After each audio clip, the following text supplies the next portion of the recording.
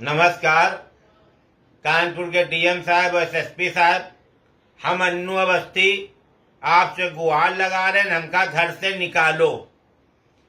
हम सरकारी काम फ्री में करे तैयार हैं, हमका तनख्वाह ना चाहिए।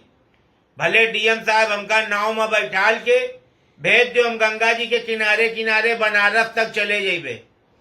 एसएसपी साहब हमका गाड़ी में बैठाल दो, हम प्रचार करब को घर से ना निकले, लेकिन हमका घर से निकालो। हम घर में कचुआ गए, बेइज्जती महसूस हुई रही, बेइज्जती।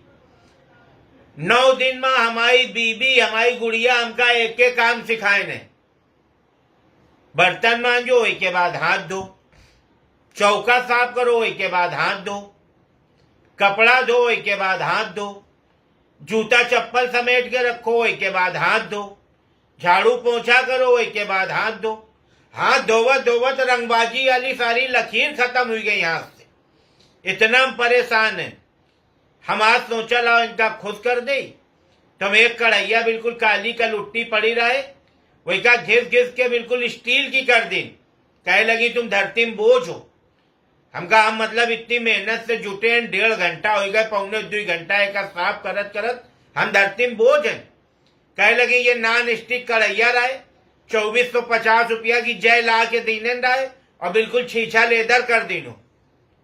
हमने कहा नॉन स्टिक रहा, हम तो काली देख के साफ कर दिया। उसके बाद हमरे सामने अपनी अम्मा को फोन कर रही फतेहपुर, कह रहे हम कोरोना में जीत लिया। हम कोरोना से अम्मा जीत गई ने, तुम जीती हो कि नहीं जीती हो? हमका गुड़िया अम्मा कह रही तुम कोरोना, कह रहे तुम का। हमका अम्मा के पास को कोरोना, कहीं अम्मा के पास एक कोरोना अम्मा के पास है, एक कोरोना हमरे पास। एक तरह का व्यवहार हुई रहा। तो साहब हमका घर से निकाल लो, हम फ्री में आप लोगों की सेवा करब, हमका लगाओ। अब हम कचुआ गए न, अब आफत कटी है घर में, अब रहे नहीं चुक रहा साहब हमारे।